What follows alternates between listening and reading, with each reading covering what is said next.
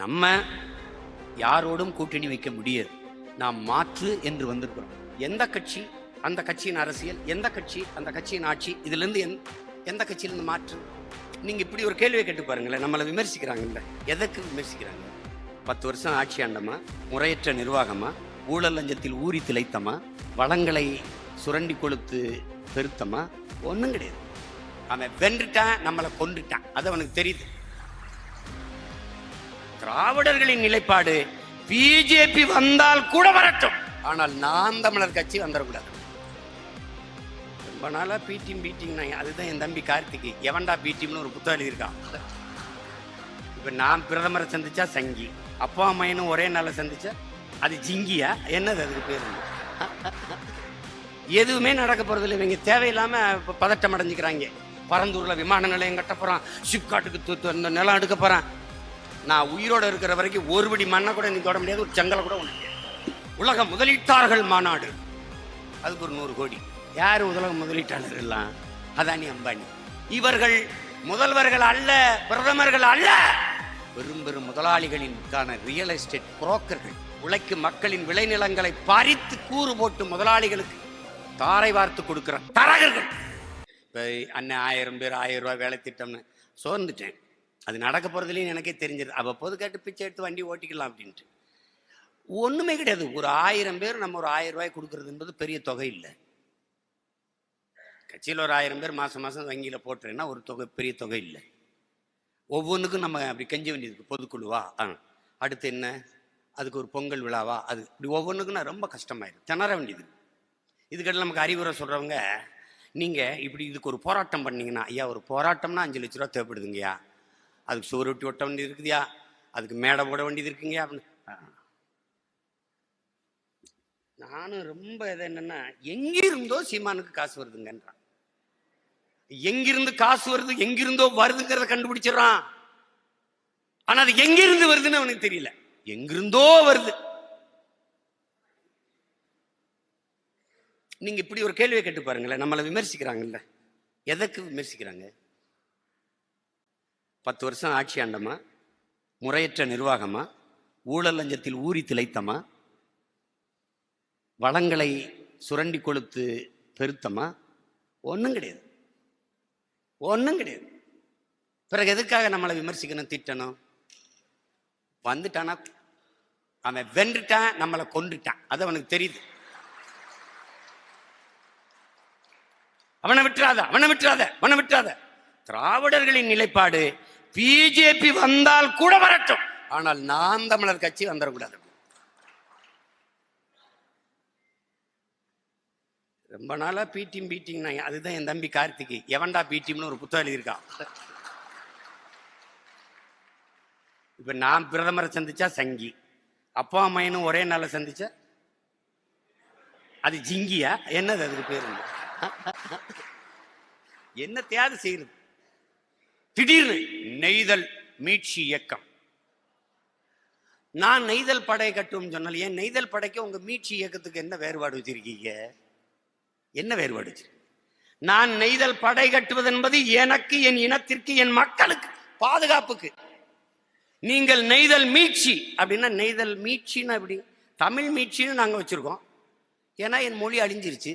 தமிழ் மீட்சியே தமிழர் எழுச்சி. எங்க தாத்தா தேவனையப்பாவனர் தமிழ் மீட்சி வரணும்டா. ஆமா, ஏன்னா என் தாய்மொழி இல்லை, சிதைந்து அழிந்து கொண்டிருக்கு, அதை மீட்சி வைக்கணும். நாங்க தமிழ் மீட்சி பாசறை வச்சிருக்கோம். சரி, நீங்க நெய்தல் மீட்சி இயக்கம் அப்படின்னா, நெய்தல் அடமானம் வச்சிருக்கீங்களா? இங்கேயும் என் கடலை எங்க அடமானம் வச்சிருக்கீங்களா? மீட்க போறீங்க.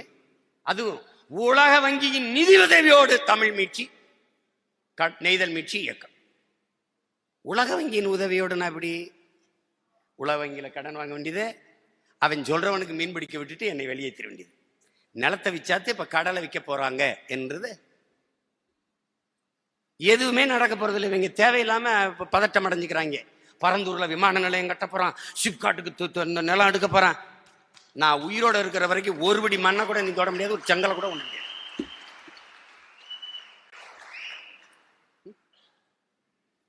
இவங்க ஒரு வளர்ச்சியை கட்டமைப்பாங்க பாருங்க. உலக, அதாவது தொழில், அதாவது உலக வர்த்தகர்களுடைய முதலீடு உலக முதலீட்டாளர்கள் மாநாடு, அதுக்கு ஒரு 100 கோடி. யாரு உலக முதலீட்டாளர்கள் எல்லாம்? அதானி அம்பானி. 40,000 கோடியை அதானி முதலீடு செய்கிறார். அம்பானி முதலீடு செய்கிறார். அம்பானி சொல்றாரு, முதலீடு செய்வதற்கு அருமையான இடம் தமிழ்நாடு தான். ஏன்னா இங்கே தானே பாவப்பட்ட மக்கள், ஏமாடி மக்கள். அவன் நிலத்தை பறிக்கலாம், கேட்டா குண்டாசு போடலாம், நிலத்தடி நில உறிஞ்சிக்கலாம்னு சொல்லலாம். அவன் விலை உற்பத்தி செய்கிற பொருளை விரைந்து எடுத்துட்டு போட 8 வழிச்சாலை போடலாம், 10 வழிச்சாலை போடலாம். அது வளர்ச்சி. யாருடைய வளர்ச்சி? முதலாளிகளின் வளர்ச்சி, அவர்களுக்கான கட்டமைப்பு. இவர்கள் முதல்வர்கள் அல்ல, பிரதமர்கள் அல்ல, பெரும் பெரும் முதலாளிகளின்கான ரியல் எஸ்டேட் புரோக்கர்கள். உழைக்கும் மக்களின் விளைநிலங்களை பறித்து கூறு போட்டு முதலாளிகளுக்கு தாரை வார்த்து கொடுக்கிற தரகர்கள். இவர்களை வச்சுட்டு என்ன பண்ணுவ நீ?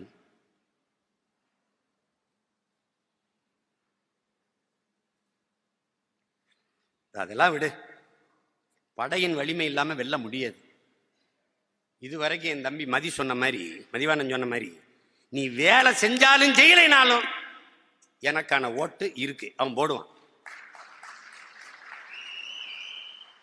ஓட்டுருக்கானா இல்லையா? தஞ்சாவூர்ல ஒருத்தன் இல்லை, ஒரு கிராமத்துல ஒருத்தனும் கிடையாது, ஒரு கொடியும் கிடையாது, ஒருத்தனும் கிடையாது. 750 ஓட்டு போட்டுக்கானா இல்லையா? என் தம்பி மணி சிந்தலுக்கு 750 ஓட்டு ஒரு கிராமத்துல. சபாநாயகர் அப்பாவா அவர்கள் இருக்கிறாங்கல்ல, அவர்கள் சொந்த கிராமத்துல, ராதாபுரத்துல சொந்த கிராமத்துல அவரை விட நாம் தமிழர் கட்சிக்கு 40 வாக்கு அதிகம்.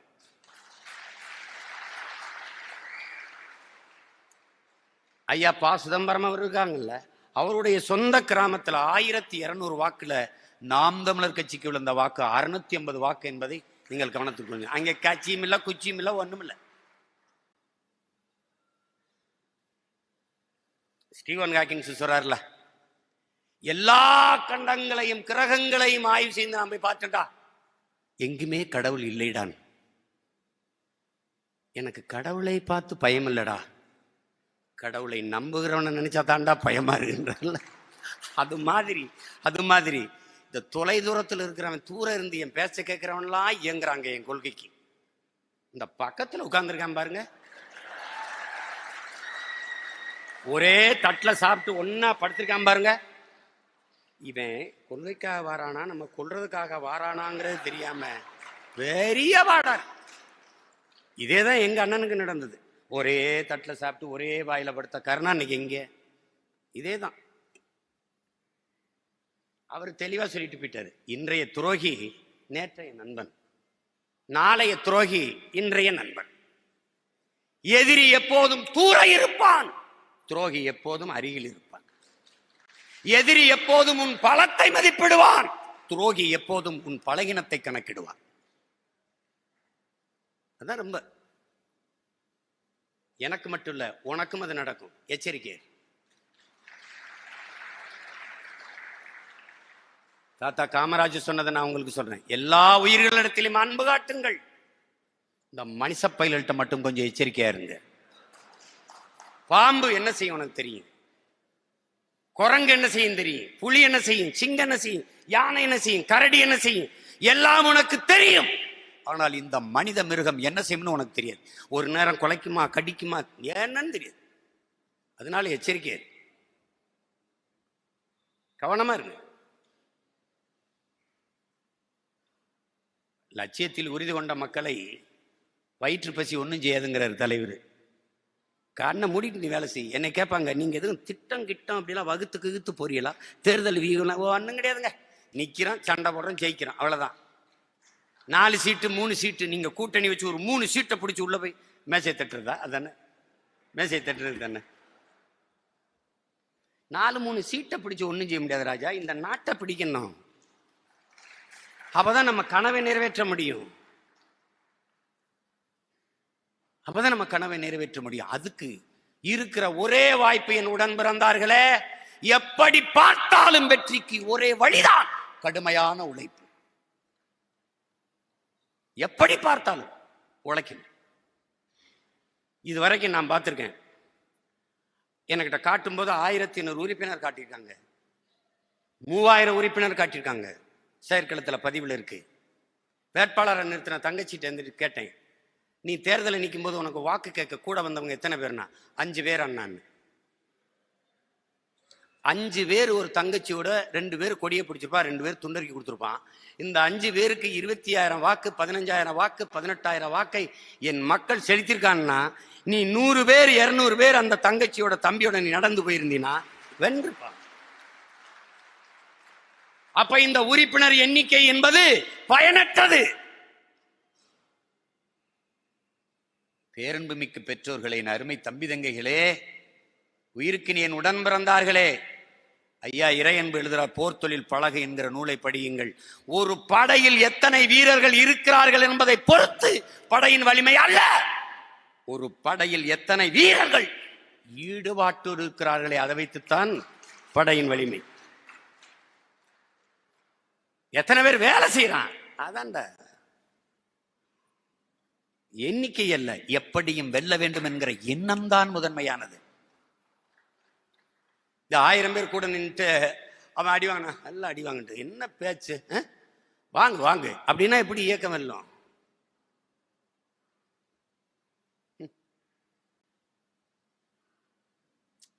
அன்னை இவ்வளவு திமிரோடும் இவ்வளவு இதாக நிற்கிறது காரணம் என்ன?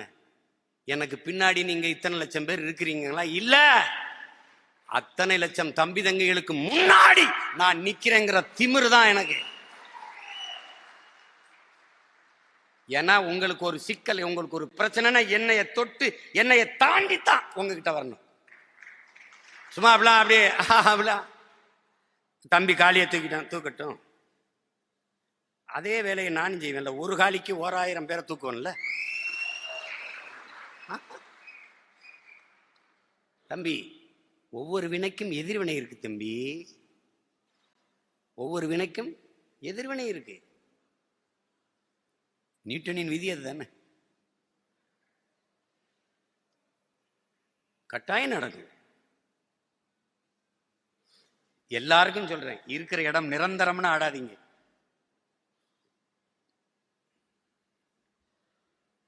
என்ன போற பார்க்க பார்த்தா நிரந்தர பிரதமரா மோடி தான் இருப்பார் இருக்குன்னு. அவர் பிரதமரா இருப்பாரு, இந்தியாவின் பிரதமரா அவர் தான் தொடர்ந்து இருப்பார் போல் இருக்க. அவரு இருப்பாரு, இந்தியா எங்க இருக்கும்னு கேட்டேன். இன்னும் ஒரு முறை வந்தாருன்னா இந்தியா இருக்காது. இப்ப பேர் இருக்குல்ல, அதையும் தூக்கிறார் பாரத். ஏன்னா சீமா கேட்பான் இந்தியாவே இல்லையே அப்படின்னு, அதான் பாரத்ன்னு மாத்திட்டேனே.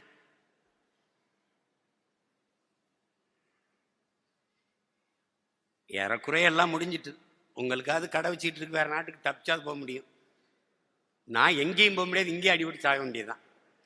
அதனால ஏதோ என் அன்பு தம்பிதங்கள் என் தங்கைகளை கடுமையா உழைங்க.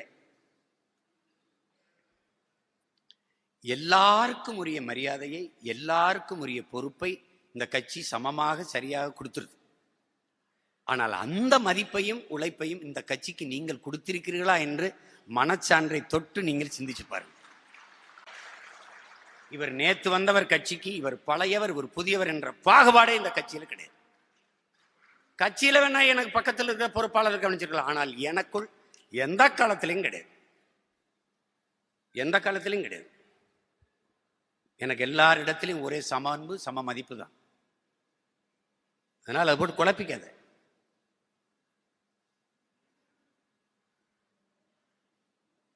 நம்ம யாரோடும் கூட்டணி வைக்க முடியாது. நாம் மாற்று என்று வந்திருக்கிறோம். எந்த கட்சி அந்த கட்சியின் அரசியல், எந்த கட்சி அந்த கட்சியின் ஆட்சி, இதுல இருந்து எந்த கட்சியிலிருந்து மாற்று? இந்த கட்சி, இந்த அரசியல், இந்த ஆட்சி, இதிலிருந்து தான் மாற்றுக்கு நாம் வந்திருக்கிறோம். திருப்பி அவர்களோட கூட்டணி வைத்தால் அது மாற்றல்ல, பெருத்த ஏமாற்றாக மாறிவிடும். நம் முன்னவர்கள் செய்த பிழை. கடைசிக்கு நமக்கு சான்றாக இருப்பவர் ஐயா, மதிப்பிற்குரிய ஐயா விஜயகாந்த் அவர் 10.5 விழுக்காடு வாக்கை வைத்திருந்தார்.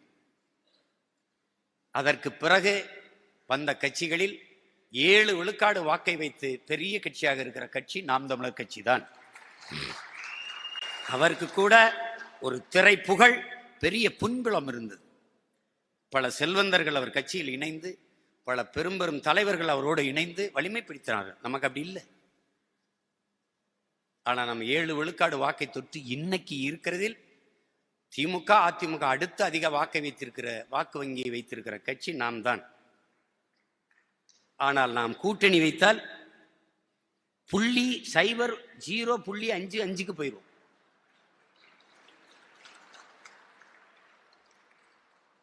அதனால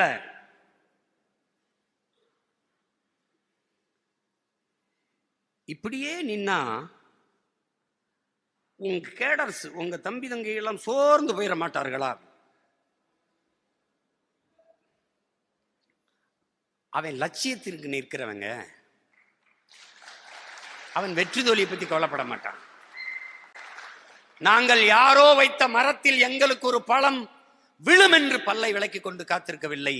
நாங்கள் இன்னொரு தலைமுறைக்கு மரம் நட்டு வளர்க்கிறோம். நாங்கள் பறிக்கவில்லை என்றால் எங்கள் பிள்ளைகள் பறிப்பார்கள். மரங்கள் கூட வேருக்கு நன்றி செலுத்த அதன் வேரிலே பூவை கொட்டி நன்றி செலுத்துகிறது.